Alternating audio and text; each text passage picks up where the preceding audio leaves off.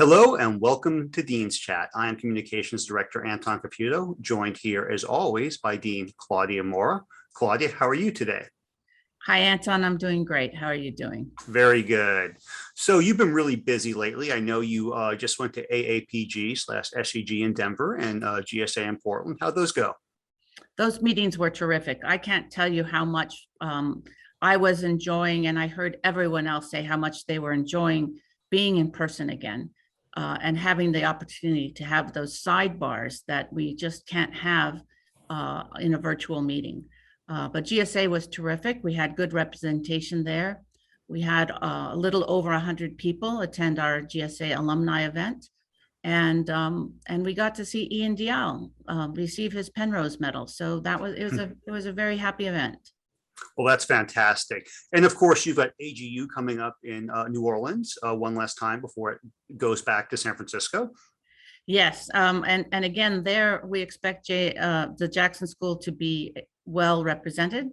And I know that I'm going to go because in the same way that I made a pilgrimage to Venice to see it before it disappeared underwater, I think it's reasonable that we might need to go do that for New Orleans as well.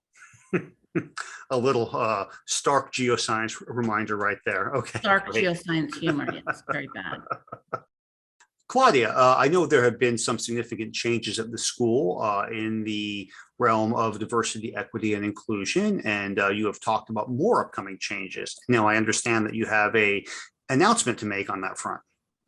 I do.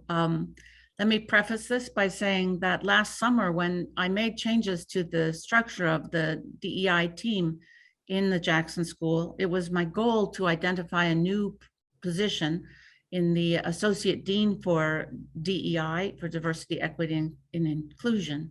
And really the goals of this position first was to put DEI into the leadership hands of the faculty.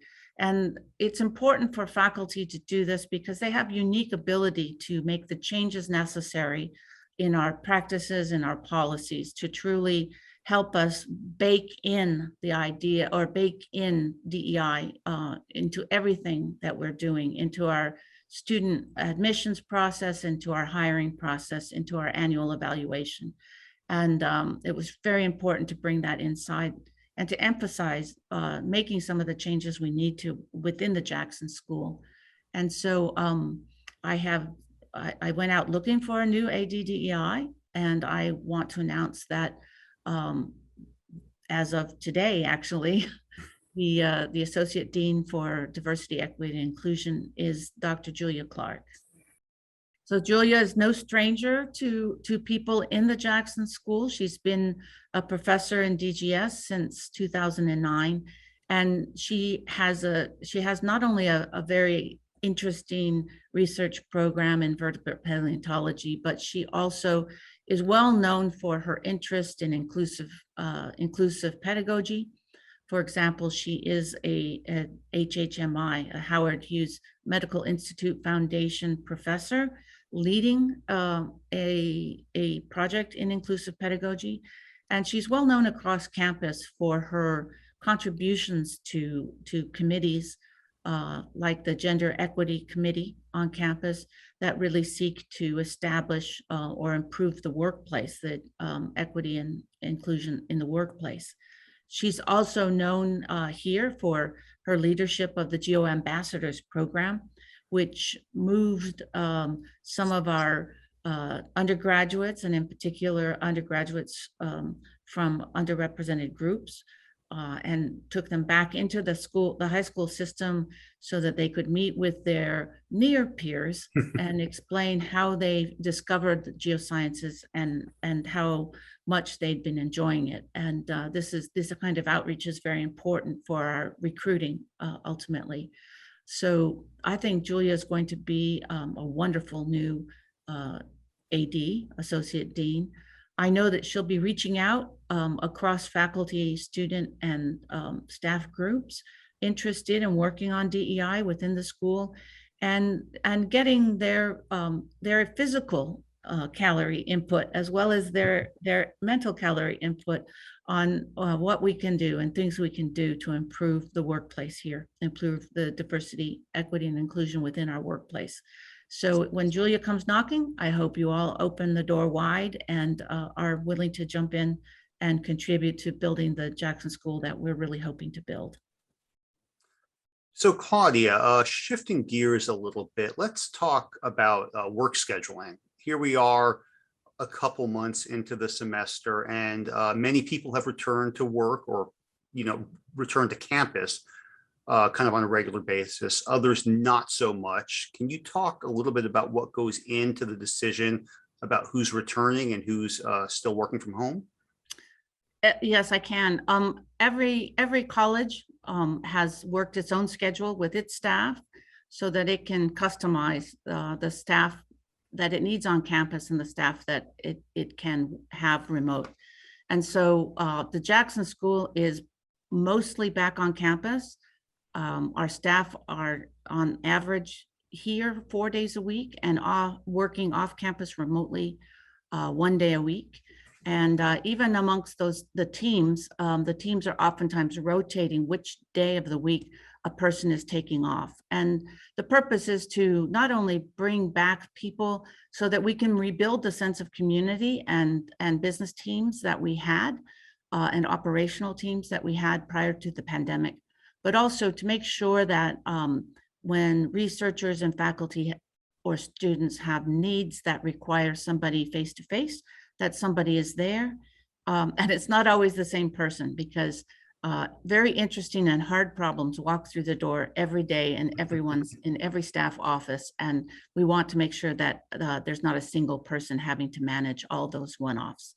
So I think people are going to be keeping the schedule for most of about the next 6 months, and then we can reevaluate it. And so for now, for staff, the best thing I think people can do is give feedback to your supervisors about how things are going on the return, how things are going if you are rotating, and about what schedule you might want to see us evolve towards over time.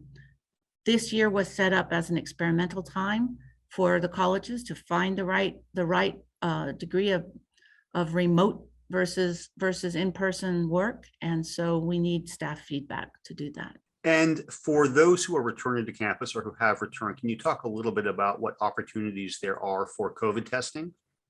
I will. There's a lot of COVID tests available on campus, especially the proactive community testing, the asymptomatic testing. The university has fought really hard to have that available all the time. That said, it is being used a lot. There are 7,000 students a week being tested and about 1,000 faculty and staff members a week being tested through the PCT program. I know there've been some pop-ups at BEG, and we'll try to continue to assure that for folks at BEG and UTIG who work at Pickle campus, that they have access to the PCT process. And finally, just today, we received packages of home kits so that staff members and faculty who are in the most student-facing jobs, who are teaching large sections, large lectures, for example, are able to take a box of tests home with them and test several times during the week without having to leave the comfort of their own home. So the university is trying to get everyone tested all the time. Having done it quite a few times now, it gives me great peace of mind that again and again and again, my tests come back negative, and it gives me a lot of confidence about working on campus. Great. And of course, you can go to the university's COVID resource page for more specifics on testing opportunities. Okay, and now we get to talk about a little more upbeat topic. Claudia, I know you have really focused on geosciences and the societal relevance of geosciences, both the education and of course the research that we do here at the Jackson School. And recently there have been some nice examples of research that's doing just that have caught your eye. Can you tell us a bit about those, please? Yes, I can tell you. I'd like to talk about two papers that recently came out on drought. And these are papers, the first one was a re-examination of the Texas 2011 drought, which was an extreme climate event that cost Texas something on order of $7 or $8 billion in livestock losses and agricultural losses, and led to some very major fires in the Austin area, in Bastrop in particular. And this was a work that was done by Weijing Chen, who's a postdoc with Liang Yang, and they were using satellite data and incorporating satellite data on soil moisture into a land model, and using that to determine the extent of the drought and how long it lasted. And what they were able to see based on these data was that the 2011 drought was even more extensive and more widespread than we had previously understood. And understanding the extent of drought is really important for decision makers and for people who are, and for ranchers really, who are looking to get back to work. They need to understand what's happening in their 40 acres, if you will. Although, God, I hope a lot of them have more than 40 acres, because that's 2 cows. And then there was a study as well by Bridget Scanlon and others at the Bureau, who looked at changes in the water storage in major aquifers across the United States over the past 15 years. So they were quantifying the amount, the total recharge, or the total depletion of these aquifers, again, using satellite data. And we're able to compare these indicators of drought with and depletion with the irrigation practices in that part of the country.